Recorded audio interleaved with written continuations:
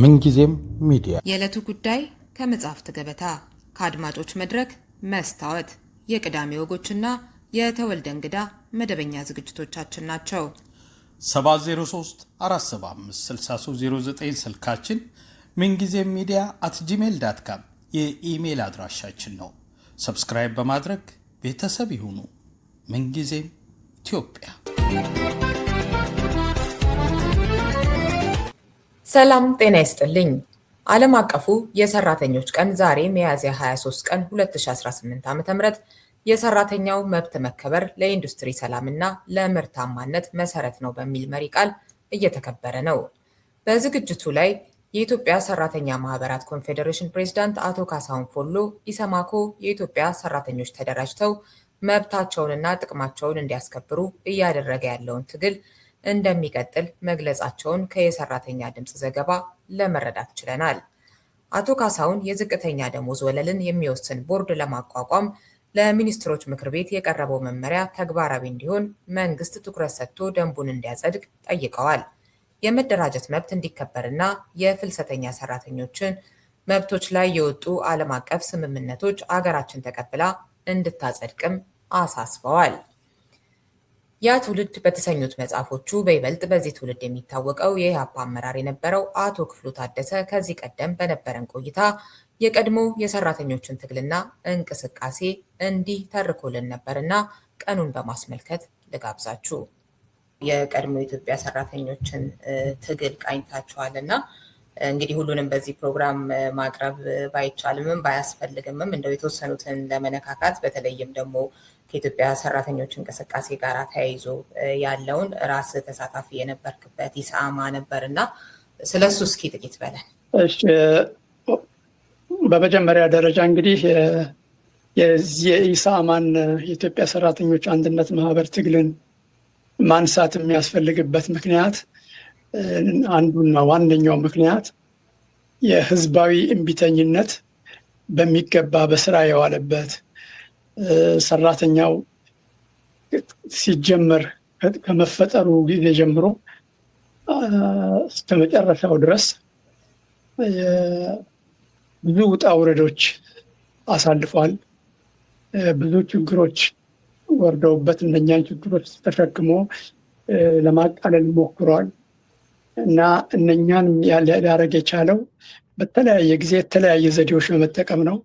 የመጀመሪያው ዘዴም በ1956 ዓመተ ምህረት የኢትዮጵያ ሰራተኞች አንድነት ማህበር ከመፈጠሩ በፊት የአቶ አበራ ገሙ የሚባሉ ሰው ነበሩ። የመጀመሪያው የኢትዮጵያ ሰራተኞች ማህበር መሪ ነበሩ። እሳቸው አንድ የመረዳጃ ማህበር አቋቁመው ነበረ። የመረዳጃ ማህበር ያቋቁሙበት ዋናው ምክንያትም የሰራተኞች በየጊዜው ከስራ ይባረሩ ነበረ። ከስራ ሲባረሩ እነኛን ሰራተኞች ሊረዱ የሚችሉበት መንገድ በገንዘብም ሆነ በሌላ ያንን ለመፈለግ ነበረ። ያ ማህበር እንግዲህ 1954 ዓመተ ምህረት ገደማ ይመስለኛል ተቋቁሞ የነበረው። ያ ማህበር በኋላ የኢትዮጵያ ሰራተኞች አንድነት ማህበርን ለመመስረት በጣም ረዳ። እንግዲህ የኢትዮጵያ ሰራተኞች በኢትዮጵያ ውስጥ ሰራተኞች ማህበር በኢትዮጵያ ውስጥ በተፈጠረበት ጊዜ አብዛኞቹ ኩባንያዎች የፋብሪካዎች የውጭ ባለሀብቶች ነበሩ። እነ ወንጅና እነ መተሃራ የዳቾች ነበሩ። እነ ኢንዶ ቴክስታይል የህንዶች ነበሩ። የጎማ አዲስ ጎማ የሚባለው የጃፓን ነበረ። የእንግሊዞችም የፈረንሳዮችም ነበሩ እና በአብዛኛው እንደዛ ነበሩ። ምናልባት እዚህ ውስጥ የልዑላን ቤተሰብና ከፍተኛ ስልጣን ላይ ያሉ ሰዎች አንዳንዶቹ ቦታዎች ላይ ለምሳሌ እንደራስ ሆቴል እና ደግሞ ምናልባትም እነ ጊዮን ሆቴል የመሳሰሉ ቦታዎች ላይ እነኛ ቦታዎች ላይ የሼር ሆልደር ምናምን ቦታ ይኖራቸው ካልሆነ በስተቀር ኦልሞስት ሁሉም በሚባል ደረጃ የውጭ ፋብሪካዎች ነበሩ እና እነኚህ ድርጅቶች በአብዛኛው ዋና ዓላማቸው ትርፍ ነው እሱ እና ወደ ኢትዮጵያም እና ወደ ሶስተኛ ለሚሄዱበትም ምክንያት ሰራተኛውን ትንሽ በመክፈል የሚገኘው ትርፍ በመሆኑ በጣም ከፍተኛ ግፊት ይደርስበት ነበር። ሰራተኛው ከስራ ይባረራል። የስራ ሰዓቱ 10 ሰዓት፣ 11 ሰዓት፣ 12 ሰዓት ሁሉ ያሰሯቸው ነበረ በተለይ እንደ ኢንዶ ቴክስታይል አቃቂ የሚገኘው ኢንዶ ቴክስታይል የመሳሰለ ብናኙን መከላከል የሚችሉበትም ሁኔታ አልነበረም። ብዙዎች የሳምባ በሽታ፣ የኒሞኒያ በሽታ ይጠቁ ነበር እና እነኛ ችግሮች እንግዲህ ገፋፍተዋቸው ነው እሱ ወደ ሰራተኛ ማህበር ማቋቋም ደረጃ የደረሱት እና ንጉሠ ነገስቱም እንግዲህ የሰራተኛ ሁኔታ እንትን እያረጋቸው ሄደ፣ እያሳሰባቸው ሄደ። እሳቸውም ደግሞ ለፖለቲካቸውም የሚመች አልነበረም። ምክንያቱም ኢትዮጵያ የሊግ ኦፍ ኔሽን በነበረችበት ጊዜ ኦቶማቲካሊ ሊግ ኦፍ ኔሽን አባል ስትሆኝ አይኤልኦ የሚባል አለ፣ ኢትዮጵያ የኢንተርናሽናል ሌበር ኦርጋኒዜሽን የሚባል አለ። የዛ አባል ትሆኛለሽ እና ኢትዮጵያ የዛ አባል ስትሆን ሶስት አካላት አይኤልኦ ኢንተርናሽናል ሌበር ኦርጋኒዜሽን ሶስት አካላት ናቸው ያሉት። ሌበር አለ፣ አሰሪ አለ፣ መንግስት አለ። ሶስቱን አሰሪና መንግስት ገብተዋል፣ ግን ሰራተኛ ሊገባ አልቻለም እና ሰራተኛ መግባት አለበት የሚባል ጥያቄ ተነሳ።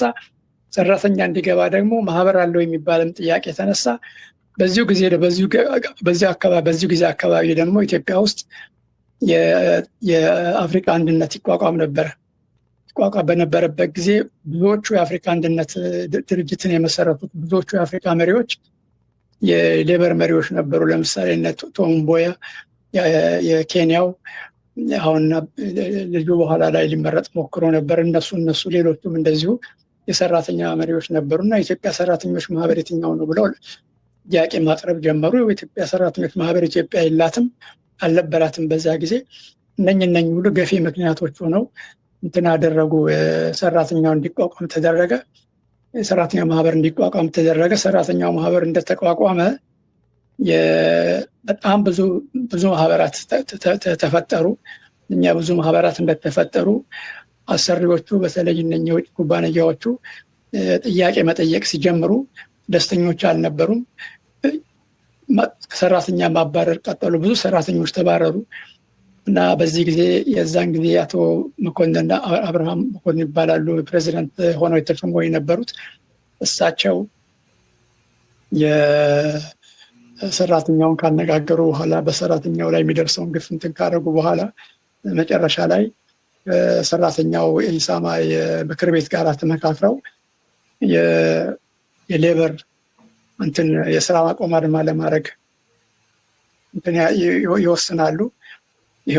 ይህንንም ለመንግስት ያስታውቃሉ። በሁለት ወር ጊዜ ውስጥ እነኚህ ከስራ የተባረሩ ሰራተኞች ወደ ስራቸው የማይመለሱ ከሆነ፣ የሰራተኞች ጥያቄዎች የማይመለስ ከሆነ በሁለት ወር ጊዜ ውስጥ እንትን እናደርጋለን፣ ስራ ማቆም አድማ እናደርጋለን ብለው ይነሳሳሉ። መንግስት አቁሙ ይላቸዋል። እኛም በተለይ አቶ መኮንን አብርሃምን በጣም ያስገድዳቸዋል እና እሳቸው ሞከሩ፣ አቃታቸው። መጨረሻ ላይ ለዚህ ሁሉ ችግሩ እኔ ከሆንኩኝ ብለው ፕሬዚደንትነታቸው ተነሱ በራሳቸው ፈቃድ። አቶ አበራ ገሙ የሚባሉት ደግሞ እንደዚሁ በተለይ በሰራተኛው ላይ የሚደርሰው ጥቃት በጣም አስመረራቸው እና ራሳቸውን ገደሉ።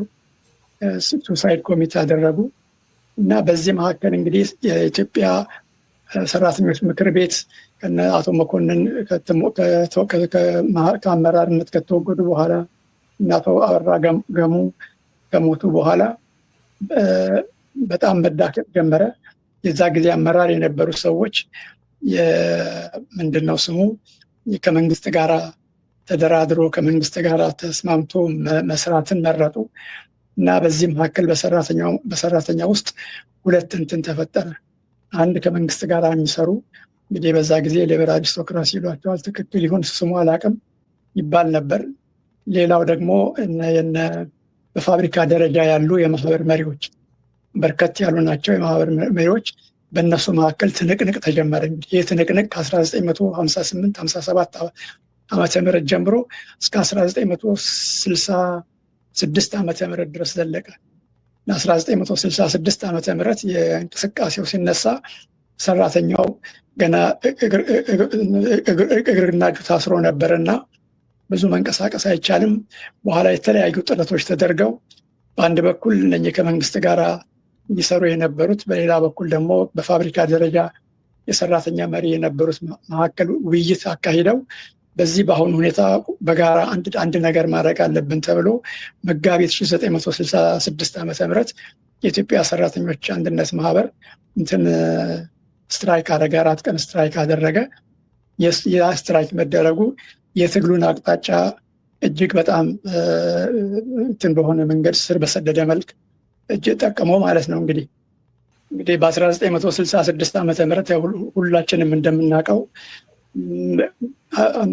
ምንድነው ስሙ አርሲ ነገሌ ነው ነገሩ የተነሳው። የወታደሩ አመፅ ተቀጣጥሎ ከታክሲ መምህራን ከመምህራን ወጣት ምናምን እያለ ሄደ። የኢትዮጵያ ተማሪዎችም 10 ዓመት ያህል ሲታገል ቆይቷል። በ66ም የበኩሉን አስተዋጽኦ አድርጓል እና በዚህ ጊዜ በ66 ይሄ ነገር በሚሆንበት ጊዜ ስርዓቱ መቆም ያቅተዋል። አቶ አክሊሉ ሀብተወልድ ተነስተው ልጅ እንዳልካቸው መኮንን ስልጣን ያዙ። እሳቸውም ብዙም ሊቆዩ አልቻሉም። ወዲያው ወታደሩ ተነስቶ አደረጋቸው፣ አወረዳቸው። ብቻ በአጠቃላይ በኢትዮጵያ ውስጥ አንድ መሰረታዊ ነገር ተፈጠረ። ይህም መሰረታዊ ነገር ምንድን ነው? ህዝቡ አልገዛም አለ። እንደ በፊቱ አልገዛም፣ የበፊቱ ሁኔታ ሊቀጥል አይችልም ማለት ጀመረ። በሌላ በኩል ደግሞ መንግስቱም ደግሞ ራሱ ህዝቡን ለማስተዳደርም ሆነ ለመግዛት የማይችልበት ሁኔታ ተፈጠረ እና ይሄም እንግዲህ ምንድን ነው የሚባለው በፖለቲካ ሳይንሱ የአብዮታዊ ሁኔታ ተፈጠረ ማለት ነው። የአብዮታዊ ሁኔታ ሲፈጠር ነው እንግዲህ የንጉሥ ስርዓትን ሊወድቅ የቻለው። ምክንያቱም በፍጹም ስርዓቱን ሊያቆዩት አልቻሉ። በ1966 ዓመተ ምህረት የመሰረታዊ ነገሮች ተፈጠሩ። ወታደሩ ስልጣን ያዘ፣ ደርግ ስልጣን ያዘ። ሰኔ ላይ ስልጣን እንደያዘ መስከረም ላይ መሰረታዊ ነገሮችን ማካሄድ ጀመረ። አንደኛው የንጉሳዊ ስርዓትን አስወገደ። ህገ መንግስቱን አደረገ፣ አስወገደ። ከዛ በአዋጅ ደረጃ በርካታ አዋጆች አወጣ። መሰብሰብ፣ መደራጀት፣ መናገር የመሳሰሉት 9 ወራት ሙሉ ህዝቡ ሲለማመድባቸው የቆዩትን ስራዎች እነሱን በሙሉ ምንድነው ስሙ አደረገ፣ እነሱን አገደ። እስከዚህ ወቅት ድረስ ወታደራዊ መንግስቱ ድጋፍ ነበረው። በዛን ጊዜ በሀገር ውስጥ ሲንቀሳቀሱ ከነበሩ የተራማጅ ኃይሎችም ከሌላው ድጋፍ ነበረው። ይህን አዋጅ ሲያውጅ ተቃውሞ እየበረታ ሄደ። የመጀመሪያው ተቃዋሚ በዛ ጊዜ የኢትዮጵያ ሰራተኞች አንድነት ማህበር ነበር እና መስከረም 5 ቀን ስብሰባ አድርገው ውሳኔ ወሰኑ። ጊዜያዊ ወታደራዊ መንግስት ሳይሆን ጊዜያዊ ህዝባዊ መንግስት መቋቋም አለበት የሚል ውሳኔ ወሰኑ። ያን ውሳኔያቸውን እንግዲህ በየፋብሪካው ለማሰራጨት ነበረ ትልቁ እንትናቸው። ያንን ነገር ደርግ ይሰማና ወደ ሰራተኛው ማህበር ቢሮ ይመጣል። ጉባኤያቸው ላይ 2-3 ሰዎች ልከው እንደኛ 2-3 ሰዎች ይህን እንትናችሁን ሰርዙ ብለው ይጠይቋቸዋል። ሰራተኛው አንሰርዝም ይላቸዋል። ከዛ በኋላ ብለው ይሄዳሉ። ብለው ሲሄዱ ቀደም ሲል ከሰራተኛው ጋር አሳካራ ውስጥ ገብተው የነበሩትን አቶ በየነ ሰለሞን፣ ፍስሐ ጽዮን ተኬ እንዳይመሳሰሉት የሰራተኛ ማህበር መሪዎች የነበሩትን እነሱን ይዘዋቸው ይሄዳሉ። ለተወሰኑ ወራት ያስሯቸዋል። አንድ ሰው ብቻ ኢሳማ ውስጥ ትተው ይሄዳሉ ማለት ነው። እንግዲህ አቶ አለም አብዲ ይባላሉ እና እኚህ ሰው ነበሩ እንግዲህ ከዛ ኃላፊነቱን ወስደው የሚያደርጉት። እኚህ ሰው በራሳቸው በስልጣናቸው የኢትዮጵያ ሰራተኞች አንድነት ማህበር ጉባኤ ያካሄደውን ውሳኔ ሰርዘው ከፋብሪካ እየዞሩ በጅፕ በወታደር መኪና ሆነው ከፋብሪካ እየዞሩ ስብሰባ የስራ ማቆም አድማው ቀርቷል ብለው መናገር ጀመሩ። ስትራይኩ በዚህ መልክ ተጨናገፈ ማለት ነው እና ስትራይክ እንደተጨናገፈ በዛ ጊዜ የነበሩት የማህበር መሪዎች ስብሰባ አድርገው ደርግን ስብሰባ እንዲጠራላቸው ጠየቁ። ደርግ ወደ ጥር አካባቢ ስብሰባ ጠራላቸው። በዛ በተጠራ ስብሰባ ላይ የአስመራም የድሬዳዋም እንዲገኙ ጥያቄ አቅርበው ነበረ። የድሬዳዋም የአስመራም ሳይገኙ ይጠራሉ እና በዚህ ስብሰባ ላይ እንትኖቹ 9 ሰዎች ያሉበት የአዲስ አበባና አካባቢ ማህበር መስርተው ይሄዳሉ። የአዲስ አበባና አካባቢ ማህበር መስርተው ሲሄዱ እንደገና ያን ሀሳባቸውን ለአቶ አለም አብዲ ያቀርቡላቸዋል። አቶ አለም አብዲ እዛን ጊዜ የነበሩት ምክትል ሊቀመንበር የነበሩ ናቸው። እሳቸው ብቻ ነበሩ የቀሩት የኢሳማ አመራር መካከል። እሳቸው እነሱን የማይቀበሏቸውም በኢሳማ ውስጥ እንዳይሰበሰቡ ይከለክሏቸዋል ማለት ነው። እና እንግዲህ የህዝባዊ እምቢተኝነት ጥያቄ የሚነሳው የዚህ ጊዜ ነው እሱ አንዱ። እና ኢሳማ ውስጥ መሰብሰብ ሲከለከሉ ኢሳማ ውስጥ መሰብሰብ ተከልክለናል ብለው ሰራተኞቹ ያንተን ነገር ስብሰባቸውን ሊያቆሙ አልቻሉም። አንድ የዛን ጊዜ ሞዝቮልድ የሚባል ነበረ መስሪያ ቤት። የሞዝቮልድ ሰራተኞች ማህበር ጽህፈት ቤት ውስጥ የስብሰባ ማድረግ ይጀመራል ማለት ነው እሱ። በዚህ ስብሰባዎች ውስጥ እኔና ግርማቸው ለማ የኢህአፓ አባላት ነን፣ ሁለታችንም በዛ ውስጥ እንገኛለን። በዚህ ስብሰባ ላይ ከ25 እስከ 30 የሚደርሱ የሰራተኛ ማህበሮች ይገናኛሉ። በህቡ ነው የምንሰራ የነበረው። መንግስት ምን እንደሚሰራ ያቅም፣ ኢሳማ ውስጥ ስብሰባ መካሄድ እንደማይችል ያውቃሉ። ከዛ በላይ የሚያውቁት ነገርም አልነበራቸውም። እና ይካሄዳል። ስትራቴጂዎች ይነደፋሉ ማለት ነው እሱ። እና ስትራቴጂዎች ይነደፋሉ። የመጀመሪያው ስትራቴጂም የአቶ አለም አብዲን እንግዲህ ዋናው ጥያቄ ህዝቡ በተለይ ሰራተኛው ደርግ የእኛን ጥያቄ ሊመልስ ይችላል፣ ጥያቄያችንን ይመልስልናል የሚል ስሜትና ፍላጎት ነበራቸው። እና ያንን ስሜትና ፍላጎት መጋፋት አይቻልም ነበርና መቀበል የግድ ነበረ።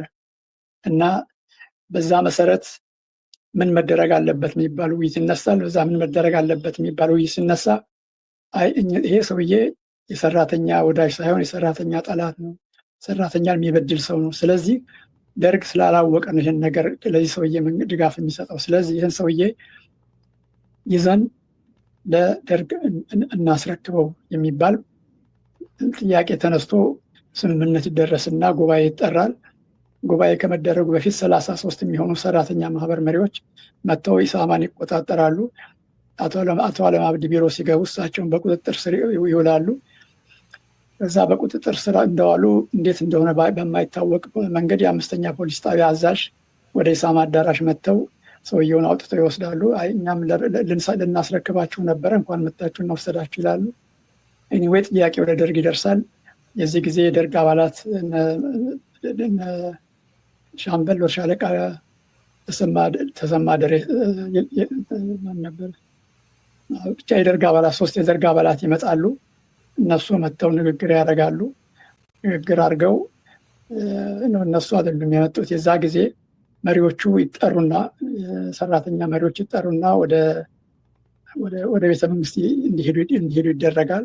እና ቤተ መንግስት እንደሄዱም መንግስት ኮሎኔል ሻለቃ መንግስቱን ነበር ያናገሩት። በዛን ጊዜ ሻለቃ ነበሩ።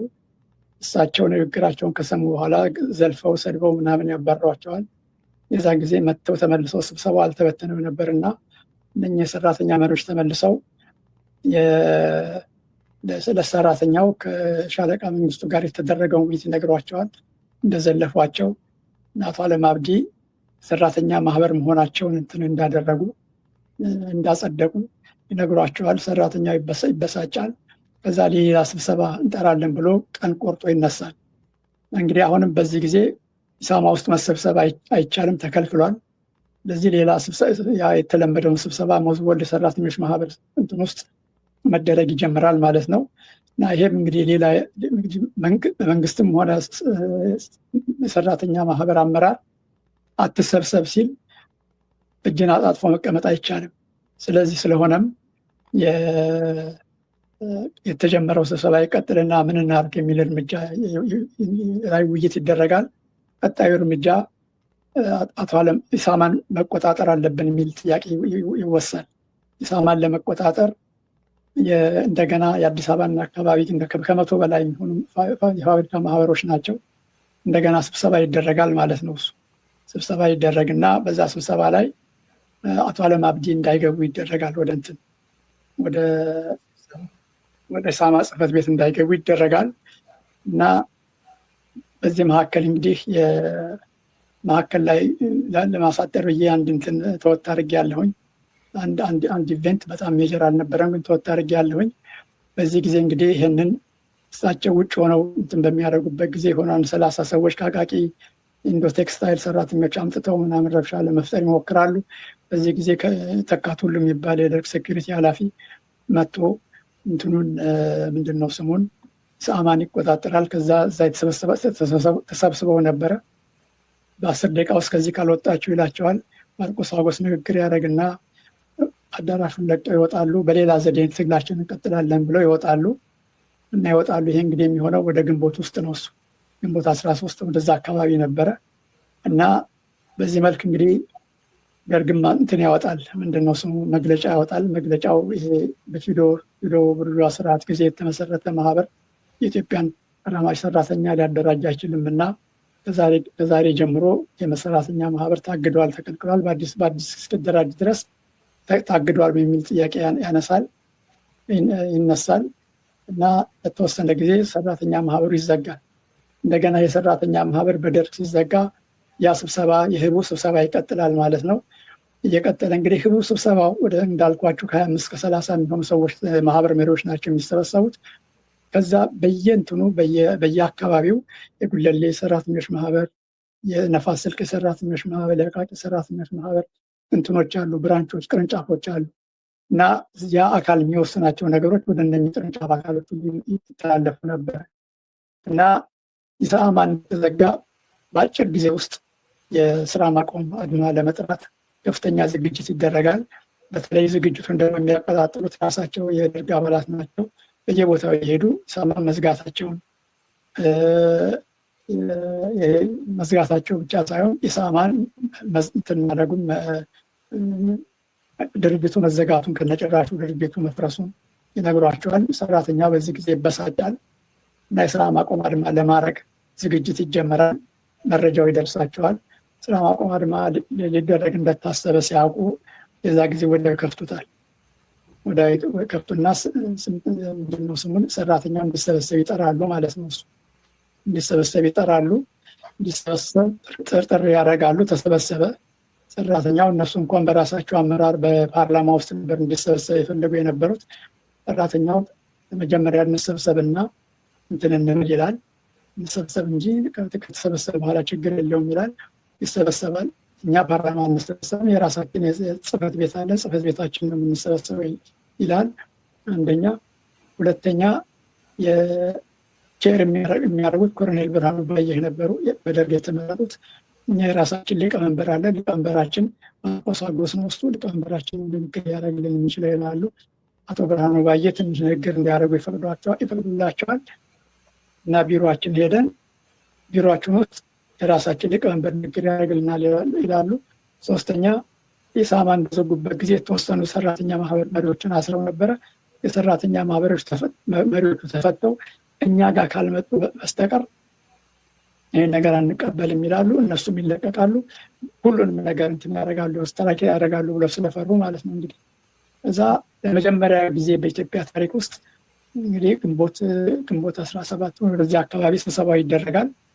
ለመጀመሪያ ጊዜ በኢትዮጵያ ታሪክ ውስጥ የኢትዮጵያ ሰራተኞች አንድነት ማህበር፣ ነፃ የኢትዮጵያ ሰራተኞች አንድነት ማህበር ተፈጠረ።